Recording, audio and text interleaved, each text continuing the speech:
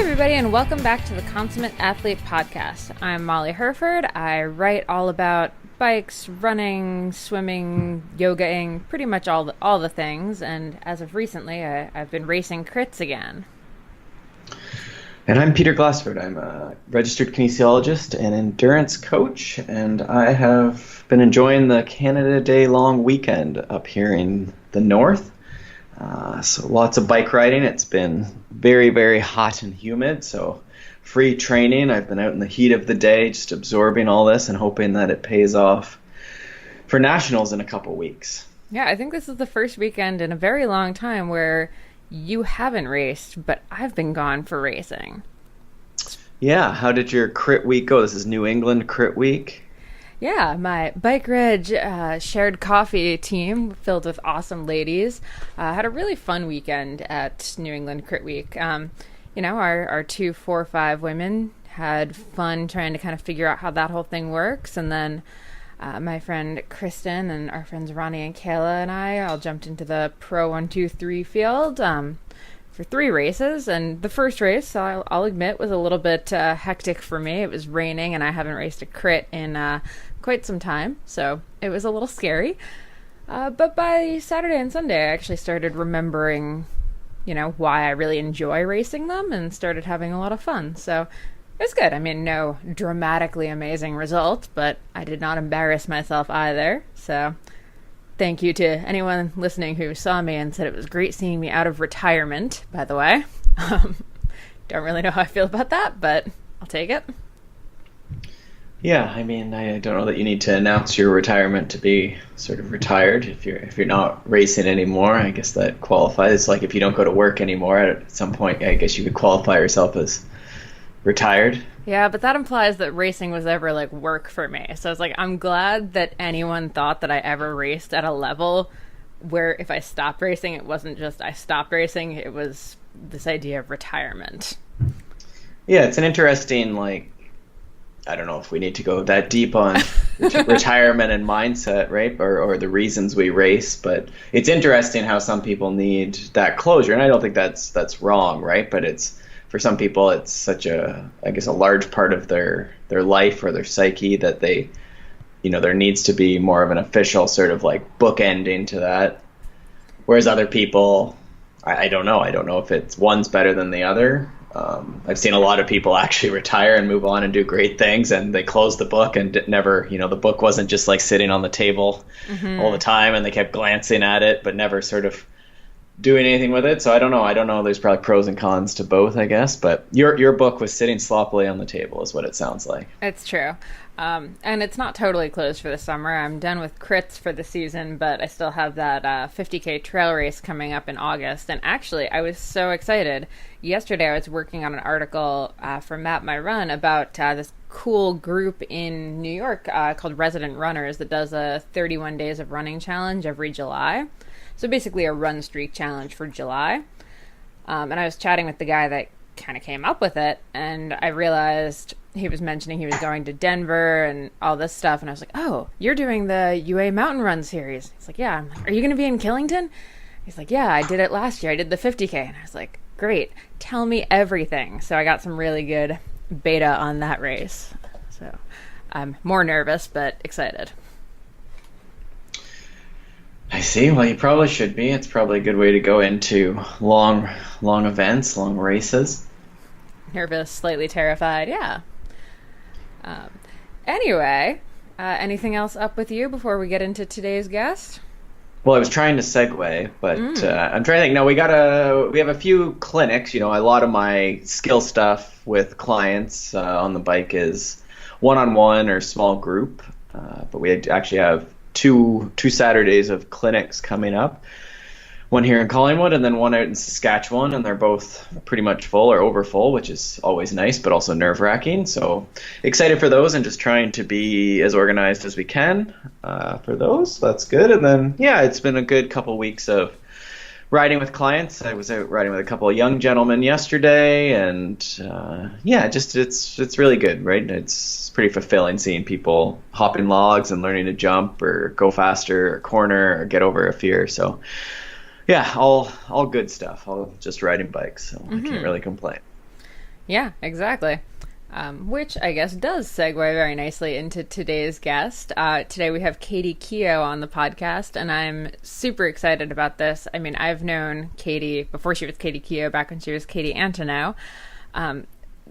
Going on probably 7 or 8 years now, probably since she started racing cross seriously. I've known her, I think, and been interviewing her since then. And I think this is the longest interview I've ever done with her, and definitely the best, like, by far.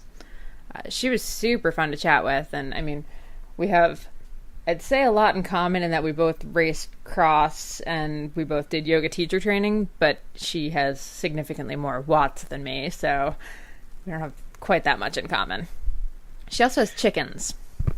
Yeah, I mean, we talk about a lot of stuff. There's a lot of, actually, I'm just looking through all the notes I made. There's a fair number of sort of takeaways, so hopefully you can check out the show notes as far as things that Katie uses to do things like Dirty Kanza, which she just won, and then so we link to a couple of pro bikes, but we also, right at the end, we talk about sort of the bike setup she used for Dirty Kanza and how she switched her training cyclocross bike over to that, so it wasn't necessarily like a full-on gravel specialty bike, but I'm always sort of intrigued by what bikes people use, and especially when it's a bike that you're using for a variety of functions versus a very specific bike.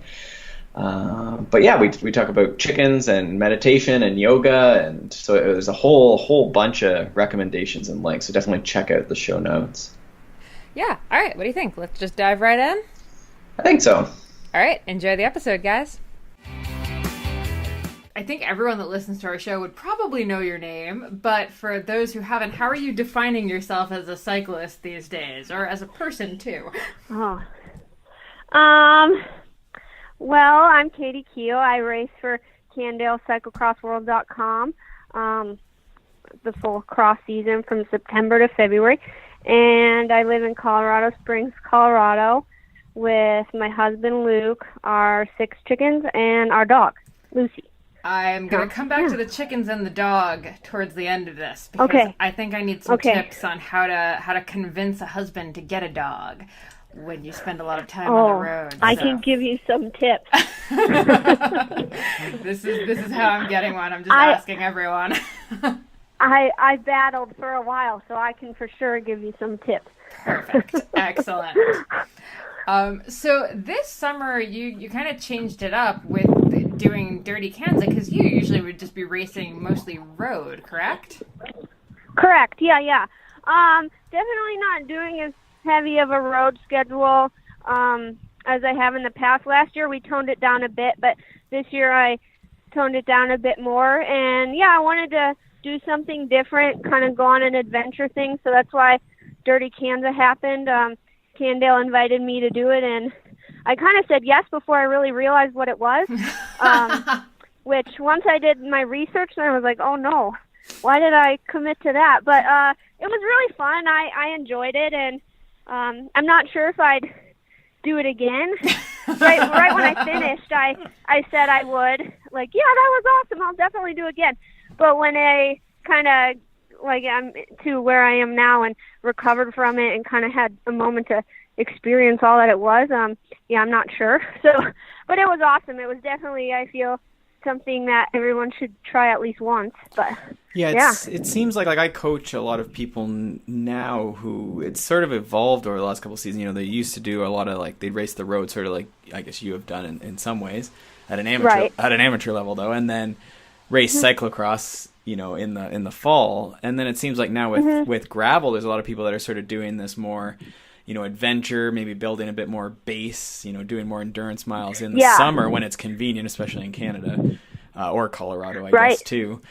And then coming into cyclocross and sort of tapering down or, polishing that off. So do you think that you'll do more of that now that, obviously your contract and having a professional contract and stuff helps you have some options, but do you think that that's like an evolving way to train and for cyclocross now that we have gravel? Yeah, I mean, it definitely complemented the endurance block that I was doing very well, because that's all I was doing at the time anyway, was just long hours on the bike, so it worked really well with that, and it was fun to ride off-road. I'm not sure if I'll have the opportunity to do it again, or kind of trying to figure that out at the moment. But yeah, it's definitely a perfect complement to cross in that time of year for training the long hours and endurance. So yeah, it was good. Okay, I have to ask with the mental aspect. I mean, you're used to cyclocross, like 40 minutes of just going as hard as you possibly can. 200 miles of going as hard as you possibly can. Yeah. How did you stay like focused and in it, or were there moments where you're just like, oh, right, I'm still pedaling a bike, right? Yeah, surprisingly, no, I didn't really have any. I never really fell off the rails mentally or physically, which I guess now when I look back, I'm like, wow, I can't believe that I didn't like totally blow sky high. But I think I was super ignorance is bliss kind of thing. Like I was super naive in the sense that I had no clue really what the effort would be like. Luke, in the first like 100 miles, he kept telling me like, slow down. We still have like 8 hours, like slow down. And I was just like, yeah, whatever, I'm fine. Like I didn't really understand. But no, I think I got lucky. But well, no, I didn't get lucky. I work really hard and yeah, but Yeah, I don't know. it's okay to say that. It was just an interesting experience. Now, you mentioned sort of just holding back a bit, like were you using any sort of heart rate or wattage or, perceived exertion? Were you trying not to breathe hard or stand up? Like how did you limit that first half or first 100? Yeah, well, I use heart rate, definitely use power, but mostly I was focusing on the heart rate. I know that part of my body really well and what those zones are and the effort that each is. But I was just trying to keep up with the lead group until I couldn't anymore. And then we settled into our pace. And then I really tried to focus on my heart rate numbers and everything like that, just so that I could survive the rest of the time. But yeah, mostly heart rate and yeah. Mm-hmm. And is there do you have like a percentage that you would ideally stay below, or like a heart rate number, or like I'm curious about this, but yeah. So the first, like I said, 70 miles felt like 20 cross races back to back to back. I was definitely going way too hard. With the heart rate, I was like in the 170 to 180 range. But then when we settled in, yeah, they were moving these guys. Like I was dying. But when we settled in, I tried my best to keep it below I call it zone 2. So it's my 155 to 160. And I just tried to keep it in that or just a little bit below. Right. So sort of like that, maybe like an 80% of max or something like that? Yeah. Yeah. Right. Mm-hmm. Okay. Mm-hmm. So. And it's interesting because I know a lot of people struggle with that. You want to get in and draft the fast group or the group ahead of you to get sort of that like pushed ahead, but then there's the reality sets in at some point. Right, which I didn't realize that. But yeah, you definitely need to settle into your pace and ride within yourself. And you can I don't know, I'm not an expert on it, but I know some of the women would like kind of drop back and didn't get caught up into that whole lead group thing, and then they caught some of the girls that did. So it's just kind of knowing that effort and riding within yourself, because it's long. I was on the bike for 12 hours and 9 minutes. Right. That's a long time. Yeah. Okay, so what does the fueling look like for that? Because that's a totally different animal than you'd be used to even on the road, right? Yeah, I think so. I had a whole nutrition plan and made a bunch of rice cakes and like all this stuff that I'd actually want to eat, not just packaged gels and everything like that. But my nutrition plan went out the door. In the first 80 miles, I threw up 3 times and I couldn't keep anything down. So I think from then on, I was mostly just doing maple syrup and iced tea. I couldn't. It did. Iced tea is surprisingly good on rides. Is it? Because I always get if we stop, I always get Arizona iced tea in the States. It's like so cheap, cheap, and it's like 400 calories for like 99 cents. Mm-hmm. Yeah, no, it's perfect. It was perfect, and we'd get cold ones in every aid station and just down them while we are riding, and so that worked. Not ideal, probably, but that's what worked for me that day, and that's all I could stomach. But yeah. Did the solid food become more appetizing after you sort of got down under that heart rate limit, or was it just Arizona iced tea all day long? No, I did the maple syrup and iced tea all day. I kept trying to eat solid food, and it really wasn't happening for me. So after X amount of time, I was just like, I'm done with this. I just need to handle what I can stomach. So yeah. Mm-hmm. Yeah, I've never been good, and even in long stuff, I was never good at keeping the solid stuff. I just stick to the It's hard. Yeah. Yeah. Okay. So how did you train for the 200 miles? I mean, did you do a ton of volume? Was it just right in the middle of a big base period? It was kind of just in the middle of a big base period. I didn't really rest into it much because, again, the base period was priority. Dirty Kanza was just going to be something fun to do and see how it goes. But, yeah, I did just a lot of long rides, which I would do normal, and then some, again, I call it zone 2. Everyone's different, though, with what they do. But a lot of that just is like 30 to 45 to an hour intervals of this zone 2 thing, which is good because it helped me, I think, stay in that lead group longer. So, yeah. Mm-hmm. And then what did recovering from that look like? Oh, my gosh. So it took way longer than I would originally probably want. I had to be really patient with it. Before this camp, I wanted to go do some of the Dairyland races in Wisconsin, but I just couldn't because my body wasn't ready yet. But I'd say it took me like 3 weeks to fully feel like I can train again without it being, with it being like quality and productive, you know? But yeah, a long time. I've never ran a marathon, but we were talking about it, and I feel like it's kind of, you can compare it to a marathon, and the top, I mean, I don't know much about running, but the top people who run, how many marathons do they do a year? Not many. No, you're exactly so right. I feel, so I feel like it was kind of like that if you're comparing. I don't know, but yeah, definitely. And when you get those, took a while. do you know what your TSS for the day would have been? It probably would have been like 400 or 500 or something, like something crazy. Yeah, you know, I don't use Training Peaks, so I'm not sure, but right, yeah. But I know, like, once you get up into those like huge days, like it's weeks for sure, right? And people never, you know, they'll go out and do something big, like even like a 100-miler, which sounds small in comparison to 200 miles, but. And it's huge, still, like you say, big. like 3 weeks till you're feeling. And you could have gone out and ride, but it's, you know, a lot of times we rush that, and then the rest of the season you're tired, right? Right. So that was hard. I'm definitely getting better at that over the years, but it's hard sometimes to be patient because you're like, I want to keep going. But I'm glad that I waited it out because I feel a lot better now, and definitely fall is the priority and don't want to come in a hole or anything. So, how did you know, like when you were thinking about going to these Wisconsin races, like how did you know you weren't quite ready? Mentally and just physically, I just felt like tired and not ready to push again. Mentally, I'm pretty good at telling like when it's the kind of tired when you need to keep pushing and need to kind of dig through it versus the kind of tired that you need to listen to your body and take it easy. And that just comes with years of doing it and trial and error and just really getting to know your body well. But, I just was able to tell with how I was feeling both physically and mentally. Yeah. I think it's sometimes people who are only doing these long races, it's tricky, right? Because you could probably go out and do a 3, 4, 5 hour ride, right? But you wouldn't necessarily push any amazing watts, right? Or you're certainly you're not doing crit races or anything like that, right?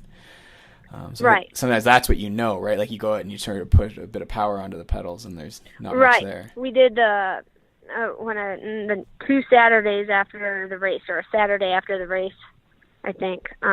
2 Saturdays after the race. I did the group ride on Saturdays in Colorado Springs, and that's a really hard group ride.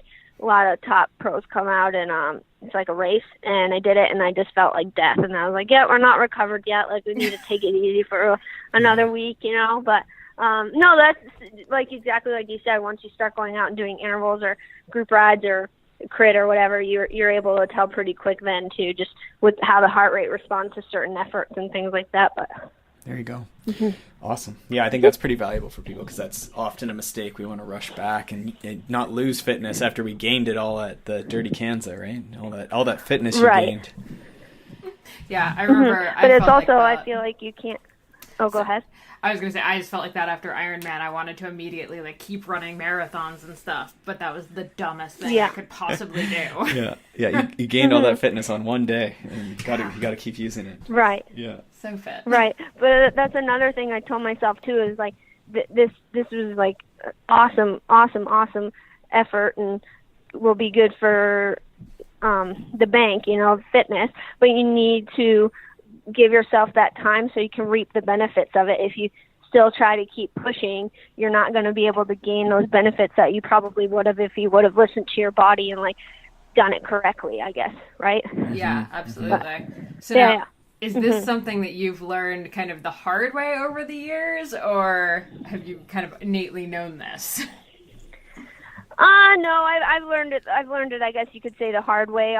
It's hard. I've worked with a few different coaches, and I think I'm to the point now where I'm not robotic.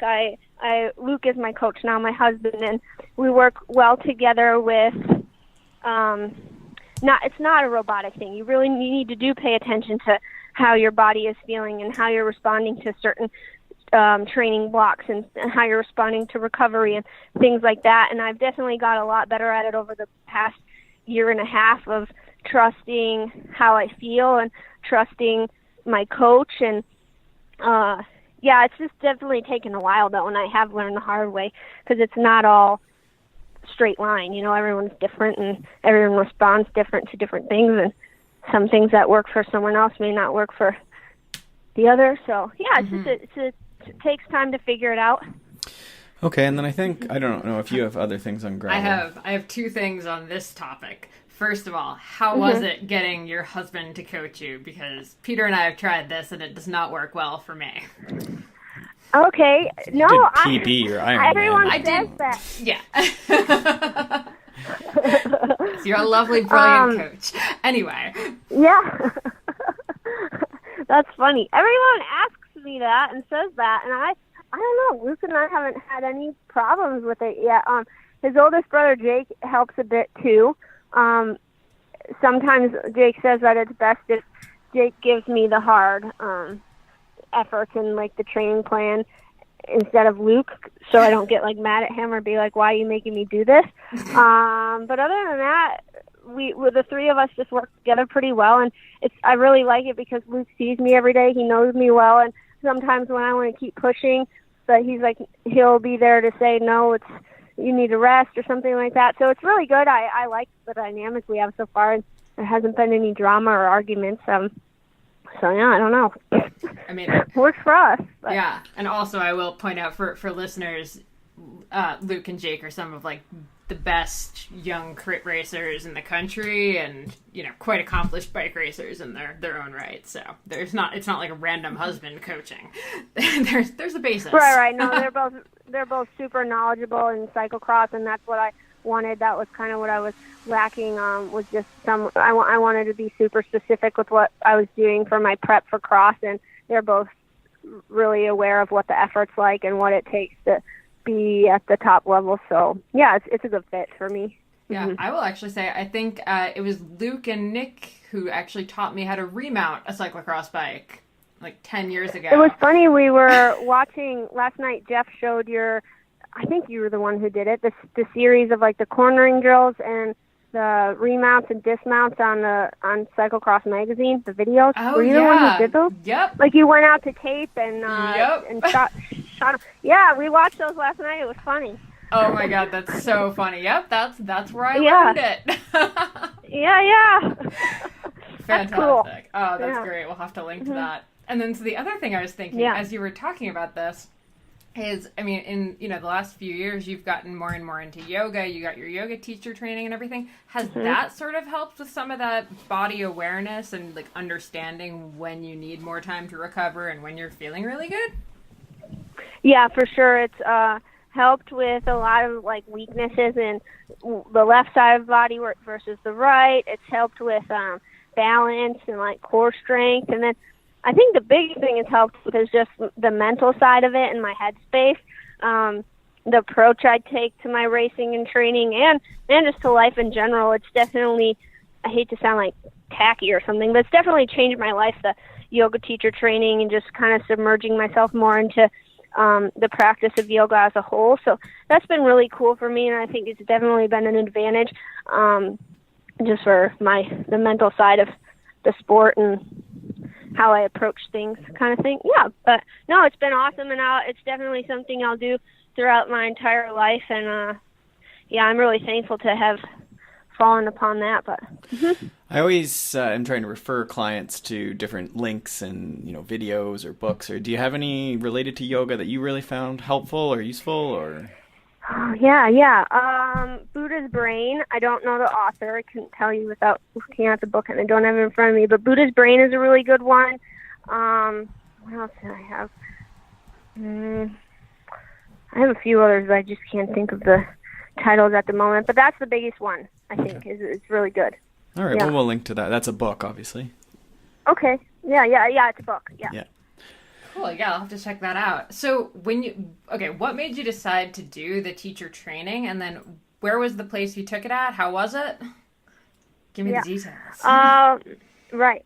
So I wanted to do it for the past 4 years. I've always come back to it and tried to figure out a place I could do it and when I could do it, and the schedule has just never really worked out. So it's funny sometimes when you look back and see the timing of things. I was going through a really, really hard, dark time in my life, and I was over cycling. I was over just that lifestyle and putting all my energy into it and everything like that, but I was just super depressed. And so I walk into a yoga studio that's literally half a mile from my house in downtown Colorado Springs, and I see that they have a teacher training flyer on the desk, and I look at the schedule, and I'm like, oh my gosh, I think this format will work. It's 2 10-day sessions, one in March and one in June, and I think I can do that. I'll be home for it. I can make it work. So the next day I went in and with the money that you needed to sign up, and I just gave the lady the check and said, here's my registration money for this teacher training, and I'll see you in March. And so I signed up and I did it, and it was awesome. Definitely, even if I wasn't, I sub yoga when I'm home sometimes, but even if I wasn't teaching, it's still the best thing I've ever done for me as a human and for my well-being. So yeah, it's funny. And it's at a studio. Go ahead. I just, for context, how old were you then? And did you go to university or college as well? Yeah. So I went to Marion University in Indianapolis, Indiana, on a cycling scholarship. Right. I went there from 2010 to 2014. I was there, and then I did the teacher training last summer. So I've been out of school for my undergraduate for a while, and really fortunate to be able to be making this bike racing thing work for me right now, and financially and physically. And yeah, yoga was just something I needed at that time in my life, and it came at the perfect time. So yeah, it's funny how you think oh no, you need to focus on racing and training 100% of the time, right? But I think a lot of younger athletes, especially, fall into that trap where there's nothing else, right? And training, I did, right? And training will go up and down. That's just the nature of it. Like you said, right. It's not a straight line. Right. So when you have that other thing, right? That trap.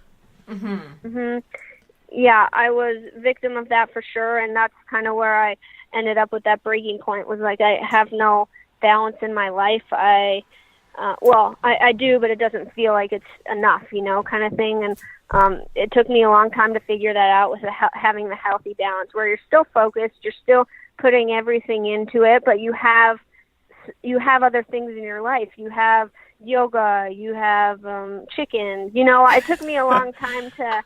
I have a home, a home base was really important for me. It drove me nuts for a few years. I was just being a nomad. I can't operate like that. And everyone's different, but yeah, it definitely took a while to figure that side of it out. And once I had it, and once it was all in set and kind of organized, it just made all the difference for me. So yeah. Yeah, I think you and I have even talked about this while we were in Europe, the importance of having the home base, even when you're not near it. Just knowing that it exists is so nice. Yeah. Yeah, something familiar, somewhere you can go back to. It makes a huge difference. So. Yeah, for sure. So in your yoga teacher training, what was your favorite part? And I mean, were there any like least favorite parts? Because I know with mine, I definitely had favorite parts and least favorite. Yeah. Yeah. Well, at first, I hated the meditation because I'm horrible at sitting still, and they made us do it every day, twice a day. And it got like the time got like increased. It got longer and longer. Oh, but it was so bad. But I think around day 3 or 4 in the first 10-day session, it kind of started to click, and I kind of accepted it more and was like, okay, you don't have the option. You have to do this. So you just try. And it's something I've taken with me. Now I still do it, and it's great. I love meditating. What else?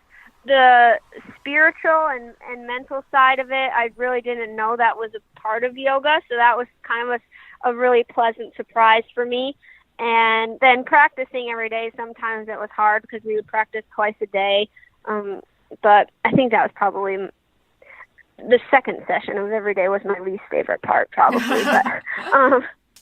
But no, yeah, it was awesome. So. Yeah, I found, because I did it where I did 10 weekends, whereas every weekend, and I found after it I needed to take like 2 weeks straight up off yoga because I was just so done with it. Because it's both every day of the weekend, plus you have to take like, we had to do 20 observational classes throughout it. Oh, wow. So I was so burned out on yoga by the end of it. And it's hard. It's not easy. Like physically, you're just like wrecked. Yeah, no, I can relate to that. Yeah, I was exhausted. I would come home and I was like, I've been sitting for half the weekend, but the other half I'm like doing these yoga things, and why am I so tired? Yeah. No, it's definitely worth it. Yes. Yeah. Yeah, for sure. So do you plan on doing more teaching, or are you just kind of happy with where you are with it right now? Yeah, well, I sub when I'm home, which is super nice. I get to, the studio manager will just be like, are you home? And I'm like, yes. Can you sub? Yes. No. It's super flexible and easy. And I definitely think I'm okay with where I'm at now with it. I just like to keep teaching and keep getting experience with that. I think sometime in my future it would be cool to try to explore different disciplines of yoga. I guess you could say disciplines like cycling. I don't know, avenues of yoga. Start working on the 300 hour to get the 500. So, I don't know. It not anytime soon, but that's in the back of my mind to maybe work towards that someday. But yeah. Yeah, up here in Collingwood where we are, there's actually a spin studio / yoga studio, so I feel like I could totally see you doing something like that in the future. Yeah. I mean, you never know. Mm-hmm. Yeah. No, that's cool. Okay, so back to the meditation. Do you have any tips for people who hate meditating to how to get into it? Are there any apps you use? Like, how do you make yourself do it now? Yeah, so I use this app called Insight Timer. I've tried the app called Headspace, but that one didn't really click with me. So it's called Insight Timer. And you didn't like Headspace either? No, I think we might be the only two people in the world that don't, but... Yeah, I didn't like it. I couldn't figure that one out. I just didn't connect with me. But try Insight Timer. It's really awesome. It's a free app, and there's a handful of guided meditations on there which are nice. I switch back and forth between just silence and the guided ones, but the guided ones are broken down into categories, so just kind of what you need at that time, it's most likely there. And then they have a silent one where you just set the timer, you put on, like, there's this little gong noise that will tell you when it's been 5 minutes, 10 minutes, whatever you're set it for, so that it brings you out of the time. And then I like this app because I'm competitive. So there's a line here, though. For a while, I got too obsessive about it. But you get stars for every day you meditate. And then when you hit certain number of days, the star will change, like color. So it means like 5 days, 10 days, or whatever. So when you go a day without meditating, then you don't get a star. And then you ruin your streak, I guess you could say.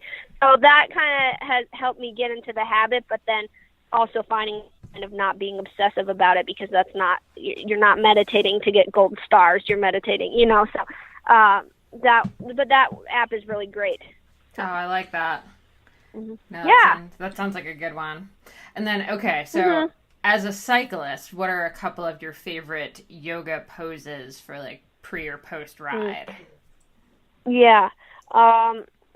Pre-ride, I don't really do much stretching, but every post-ride I come home, and I don't know exactly what it's called, but then I put my one knee down, and then the other one's just 90 degrees, and then it's stretching the knee down hip flexor, and then I'll hold that for like 2 to 3 minutes, and then do the other side. Runner's lunge, I do that at following the knee down one, and then a lot of pigeon. I'll do that, and then I use the band or the strap, and I'll lay on the floor, and then put the leg up, put it to the left, and then cross it over to the right. So you're getting all those 3 different areas, and I'll just hold those all for 3 to 5 minutes. That probably wasn't super specific with the yoga names you wanted, but I'm sorry, that's just what it is. No, I love that. But okay. You would actually love, I think, the book Hit Reset by Erin Taylor. It's like athlete yoga. Okay. It's super, super good. She has pretty much every one of those stretches you just mentioned. I'll have to lend it to you next time I see you. It's awesome. Yeah, that'd be cool. I'll have to look that up or get it from you. Yeah, she's rad. And then also, since I know I've seen on your Instagram, you occasionally have, super cool, like, side crow, like all of these. What's like your favorite, what are a couple of your favorite, like, I'm just psyched that I can do this poses? So I go to, when I'm home and I'm not too tired, I go to a Tuesday night 90-minute hot flow by one of the ladies who taught my teacher training, and she's just phenomenal, like really great, and she can do all of the crazy things, and she challenges us in every class with something like that, and so I'll just learn some crazy ones from her every time I go, and then I'll go home and try to do it again so I can show Luke or whatever. But I don't really know the names of many of them, but I like to try. I don't think I'm at that level yet with like being able to just break into one. Mostly those pictures I take are right after I had gone to her class. But, yep. I feel that. Do you do yoga like every day? Do you have any little routine you do, or is it just kind of a whenever you can kind of thing? Yeah, so not a full like flow every day. I'll do those stretches after I ride each time, and then I'll meditate. But yeah, when I'm home, I would say I do it like 2 to 3 times a week of actually going into the studio and taking a class. And I think it's nice to be able to take classes from other teachers because you learn other things and different ways of how they approach it. So yeah. Mhm. Yeah, I know. It's like the sad part about being on the road and stuff is it's kind of hard to, keep paying like the monthly fee at a studio and you're like, I'm only here for a week a month. I know, it's hard, yeah, but I don't know off the top, I think it's called doyogawithme.com. I use that sometimes when I'm on the road. I have a lot of free classes and video podcasts that you can do some sessions on there, and I do that when I'm in Europe in the fall and winter, but yeah. Oh, cool. I was using Yoga Glow for a while and sort of same kind of thing. I was too, but I don't like paying. I know. It's pretty expensive. It is. So try the doyogawithme.com. It's free. Oh, and they're just as good. Yeah. So, yeah. All right, sweet. I'm going to have to check that one out. Mm-hmm. Okay. Yeah. So what is your plan going away from yoga now? What is the plan for cyclocross season? Same as last year? Yeah. Similar? What's up? I think the same as last year. I'll do the full World Cup schedule. That's the plan at the moment, and then always nationals and worlds. But yeah, that's the plan. I want to just have another good season, but also not put pressure on myself and get all worked up about it, and mostly just have fun. We had a really good team again this year and a really good group, and the atmosphere is awesome. So I'm excited to go again. Looking forward to it. Now, are you going to come up to Canada? Well, she'd have to. Pan Ams are up here. For Pan Ams. Okay. Yes, I'll be there. I'm excited. I haven't been to Canada for a cross race since Toronto, back when I was on Planet Bike in like 2009 or 8 or something crazy. I remember that race. Oh, wow. So, yeah. Remember they had that Toronto one like up there? I don't know. Yeah, and I remember, I think it was Stu, but the Cannondale guys all came up. Yeah, they were there. Yeah. Yeah, it was a pretty big race for back then, considering our cyclocross scene is really not that big. Okay. So, no, I'm excited to go to a different place again. I always like traveling and going to, sometimes it's nice because it's familiar, but we don't get to go to new places very often. Mm-hmm. So it's always the same venues every year and stuff. So I'm excited to check out Canada. Yeah, it's not far from go where, up to where your we neck are. Of the woods. Yeah, well, and it's not far from our neck of the woods. If you want to stay up for an extra day, or if that works, or if you need a place to stay, just let us know. That'd be cool. Thank you. We've got cool stuff. Okay, so with cyclocross though, so schedule is similar. Are you going to do anything? Has your training changed, I guess, over the years? Are you planning anything different for this season? You know, what's it look like? Yeah, my training from last year to this year, it's a little different just because I started working with Jake and Luke a bit later than ideal. So it's a little bit more specific this time.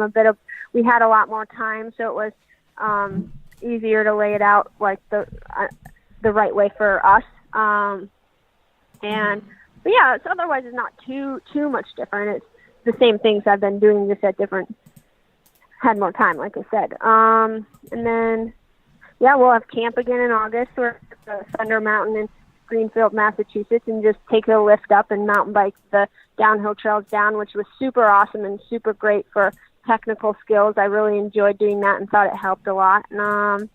Nice. Yeah, otherwise pretty same as. Yeah. So with cyclocross, what does your skills training look like? Like, do you do barriers once a week? Do you do what does that look like, technical skills wise? Yeah, so when I'm home, we're starting it now pretty much, is once a week doing cross-specific skill work, and then I'll mountain bike 2 to 3 times a week, which helps me too, especially around Colorado Springs. We have really good mountain biking, and I will never reach the limit of the trails we have around there. They're always going to challenge me. Mm-hmm. And then, the rest of the time is just on riding the cross bike on the road, but training in intervals and endurance and stuff. But yeah, for sure, at least once a week, cross specific. Starting now. Basically. I like making sure we get that in there, because I feel like there's so many people that, learn how to dismount and remount, and then they're kind of like done with it. They don't need to keep doing that, but no, everyone, all the pros do. Yeah, no, for sure. It's something that you always have to keep sharp, and you never stop learning, you never perfect it, kind of thing. So, for sure, work on that. Mm-hmm. Okay, so you guys just got a dog. Now I need to ask, how do I get Peter to get a dog? Well, this was something we got the chickens, and then I also want to hear about the chickens. I wanted a dog. Okay, so I think in 2015 we got the chickens. 2016, can't remember the exact year, but then I've always wanted a dog. I grew up with dogs. They've always been in my life. I love them. They're just great companions, and chickens are amazing. They're my favorite animal, but I can't bring the chicken in the house when Luke's not home, and we're both gone so much. At opposite times. Mm-hmm. So I was just like, please, I need a buddy when you're not here. So it was just a lot of the same answer, no, it's not responsible, we're never home, we can't do it. So then we have our house now, we're settled into that, and when he had his accident, I was like, this is the perfect time, it will be great for you to hang out with this little buddy while you're, stuck in the chair, all this stuff. So he was like, if you do the research and you figure out, the other thing is he can't do shedding. He's allergic. Every time we go to our really good friend's house, he'll come home and his eyes are watering and his nose is all, a mess. So he's like, if you figure it out, if you find a dog that doesn't shed and you do all the research, then we can talk about it. So that's what I did. And then we ended up getting little Lucy in April, and he's in love with her, so it's awesome. But She's so cute. Far, we've been able to make the schedule work. Like I said, we're always gone at opposite times, so it's not too stressful with that. She traveled to Kansas with us, which was fun, and Luke doesn't really come to many cross races just because he's not able to. So I think it'll work out for us so far. But yeah, it's definitely was kind of stressful for a little bit just with the puppy phase, but we're out of that now, so it's not bad. Nice. Yeah. And then any tips for raising chickens? Because I feel like I'm so intrigued by this. Yeah. So we made our own coop, and that was really fun. Good project to do together, and did all the research for that. And then we had them in the house for a little bit in their brooder, because they live in this little like brooder thing with the heat lamp for a while until they're ready to go out into the big world, I guess. And we have a run for them that's attached to the coop for when we're not home. But then when we're home, they're out in the yard roaming around all the time, and they lay great eggs. We don't even have to buy eggs really anymore. And yeah, it's cool because they all have their own little personalities, and it's fun to watch them. So. Oh, I love it. We need to get a house just so we can have chickens, but we could put a dog in the condo. We can definitely handle a dog. Yeah. Peter's just like Peter giving me the eye. Peter will love the dog. He'll love the dog once you have it. Yeah, you'll learn to love it. I guess you have to. Yeah. I guess if you don't, then it's bad if you don't. Yeah, exactly. Well, yeah. They're fun. I mean, it gets us outside too. I mean, it's easy to fall into I trained today, so I'm literally not going to do anything else the rest of the day. Which I fall into that sometimes, but it's fun to go to the park across the street from our house and just play with her and stuff. So yeah. All right. Well, to finish and change the subject abruptly, I just want to do a little bit on sort of setting up. You used essentially the same bike as you used for cyclocross, right? For the Dirty Kanza. Ooh, we're gonna bring it full circle and come back to gravel. Yeah. I know a lot of people wanted to know sort of, that's sort of a common question once people try to gravel is, can I use my cyclocross bike? So it looks like you essentially did. Could you just sort of tell us a little bit about what you tweaked as far as I see some saddlebags? I see also, I think a lot of people are curious about the tire whiz. I don't know if you can tell us about that, but what did you change? We went from cyclocross with no bottle cages to this Kanza winning machine. What did that transformation look like? Well, I used my training wheels, the Zip 30s. Then we set them up as tubulars with some Gorilla Tape because they're not set up as tubeless. Sorry, not tubulars. Yeah. We set them up as tubeless with the Gorilla Tape because they're just a clincher. I had Maxxis Ramblers 38C, and then I had the Banjo Brothers. I just went and looked for like top tube bags, and it was super inexpensive, this nice top tube bag to put my food and other like the Garmin battery in and stuff like that. And then I obviously rode with Camelback, and then what else did we change? We didn't change anything else. When I train, I have the saddlebag, so I rode with that. Otherwise, everything else was exactly the same as my cross setup. The fit, nothing. We didn't change anything. So. Okay, and then the tire whiz. I know a couple people have asked me about that, and I don't know a ton about it. Like, were you actually like watching your tire pressure on your Garmin, or like what are you doing with that? I had that set up, which was actually at first I thought it was goofy, but it was actually super convenient and nice, and gave you peace of mind because there was a few times in the race where I hit something and I was like, oh no. Like, is that going to be a slow leak or whatever, like that? And I would it has you can set it up on the Garmin, and it will show you what your tire pressure is. So it gave me a peace of mind with that, and it was definitely fun to try it out and see something new with technology. They're always evolving that, so it was fun. Yeah, cool. And then what else did I see here? You mentioned Garmin batteries, so I know that's one of the things with the length of that race. So were you charging one Garmin, or did you just carry two Garmins, or how'd you deal with that? Because you were navigating probably a bit with your Garmin too. Yeah. Right. So this was something, if I ever do it again, I'd probably do better. But we only had one Garmin, and the battery, I carried a battery, like a 2-lead battery charger thing in the bag, and then it had the cord. So the Garmin stayed on my computer, and in the last 48 miles I needed to charge it because the battery was dying. So I just plugged it in with the cord.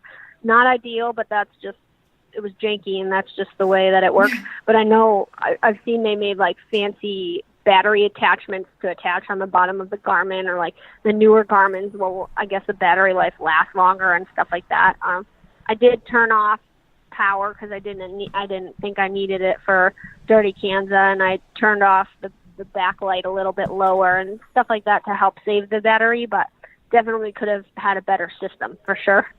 Yeah, it's so it's such an odd thing to be concerned about, but it's you hear that one come up a lot, and I don't know if it's janky. Yeah. I think that's how a lot of people sort of do it, but that are just two Garmins with the maps. With the fancy. Yeah, I haven't seen that. That'd be cool, like some sort of auxiliary like people get for their phone cases and stuff, right? Yeah. I'll have to look that up. Yeah. I think Garmin makes them, but I don't know. And then I also saw as a backup, did you have like key turns on your stem or something? I will link to all these pro bikes as well, but I had a printout copy of the directions and turn-by-turn directions in my bag that they had on the website, but then I also wrote like key things down on my stem that were on the cue sheet that just said like dangerous cattle crossing or stuff like that. I didn't know, and it's kind of a roadie thing to do, but I just did just in case so I would know. And I also wrote like what miles the checkpoints were at because I for sure wouldn't have remembered, and it's nice to know when they are. Yeah, for sure. And the river crossings and stuff like that, that was what was on the tape. But I don't think that's a roadie thing. I used to always do that for mountain bike stage races and marathons and stuff. Like you say, to chunk it up and know, okay, there's an aid station in 5 miles. I can do 5 miles. Yeah, for sure. I don't know anything about mountain biking, but nice to know that they also sometimes do that too. Yeah. Well, I mean, you're essentially doing what we used to consider mountain biking. That's what the Dirty Kanza essentially. That's true. It's like what we used to call enduro before enduro became cool. Yeah. Okay. Yeah. Okay. Cool. And then I'm trying to think. I had one more. Oh, and then you mentioned the river crossings, which I didn't know there was, but like you had a pretty epic river crossing, I believe. One of them was quite high. Yeah. Okay. I mean, I thought it was quite crazy. You posted a video though, so I'll put that on. It's from your Instagram, I think. There's one of you crossing. Yeah, it's on my Instagram. Yeah. Yeah, and Luke falls down, and he was wearing his road shoes though, so the bottom was super slippery, so that's probably why he fell. But that was quite the fun. I think that was like my favorite part of it was trying to cross that river. So, yeah. It's good memories, right? Like that's the stuff you remember. Yeah, for sure. Yeah, I'll never forget that. So. Would you recommend to Luke mountain bike shoes in the future?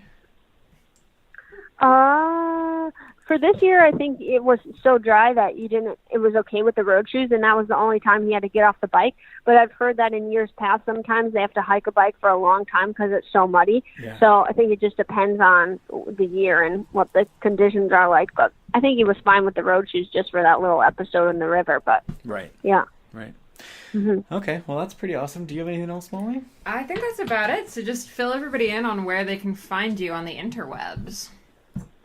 Yes, so I have an Instagram account. It's at KatieKeough.com, K-A-I-T-I-E, and then K-E-O-U-G-H. And then my Twitter is the same handle. And I have Facebook, but I'm not 100% sure how you find, how that link works. But you can just Google put my name in and it will come up also. But yeah, Facebook, Twitter, and Instagram I have. I'm not on Strava or anything like that, but yeah. I respect and admire that fact. I love it. And it sounds like you'll be all over North America for races and stuff, so people can come up and meet you at the Cannondale tent and trailer. For sure. Yes, awesome. Please do. I always like meeting new people, and yeah, please. Fantastic. Awesome. Well, I will let you get back to your coaching of the U23 girls. Tell everyone we say hello, and I will. We'll see you hopefully pretty soon. Hey guys, I just wanted to talk to you for a hot minute about Health IQ. So it's not really that fun to talk about life insurance, but what about life insurance that actually cares about your Strava results and race results? That's pretty sweet. So Health IQ is a life insurance company that promotes a health-conscious lifestyle through financial rewards, which means they've got special rates for cyclists, runners, triathletes, and other health-conscious people. They've used science to kind of come up with these lower rates on life insurance for people who are exercising, say, 4 times a week, Because, research has shown that people who are highly active, by exercising have a 22% lower cancer risk, 50% lower heart risk, and a 34% lower risk of early death. So, many people who are doing this regular exercise, training for, whatever event, don't realize you can get a special rate on your life insurance through Health IQ by qualifying through the Health IQ quiz that they have online, or, even submitting those Strabas and race results, which is pretty sick. You can learn more and get a quote on your life insurance over at healthiq.com/CAPOD. So healthiq.com/CAPOD. So check it out, browse the website, take the quiz, and, submit your Strava results. Thanks so much for tuning into the Consummate Athlete podcast. You can check out my stuff over at theoutdooredit.com or by following me on Instagram and Twitter at Molly J. Herford. And you can check out Peter's coaching, training plans, blogs, all that fun stuff over at smartathlete.ca or by following him on Twitter and Instagram at Peter Glassford. And if you want to support this show and other awesome podcasts, please check out wideanglepodium.com for show info, other podcasts, bonus content, and to become a donating member so you can get all of that rad behind the scenes content and help keep shows like this on the air. And lastly, if you're enjoying this podcast and all the information that we're bringing to you every single week, do us a solid and pop into iTunes to leave us a rating and review. It takes you about 2 seconds. You can do it on your computer, you can do it on your phone, and it really helps us out. Thanks so much, and we will see you next week.